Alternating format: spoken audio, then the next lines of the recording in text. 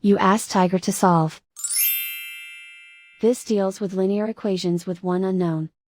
The final result is A equals 1 over 3. Let's solve it step by step. Group all constants on the right side of the equation. Subtract 5 from both sides. Group like terms. Simplify the arithmetic.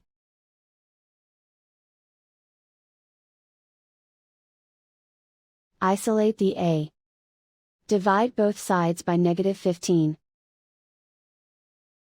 Cancel out the negatives. Simplify the fraction.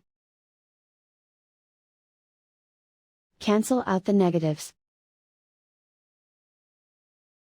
Find the greatest common factor of the numerator and denominator. Factor out and cancel the greatest common factor. And so the final result is A equals 1 over 3.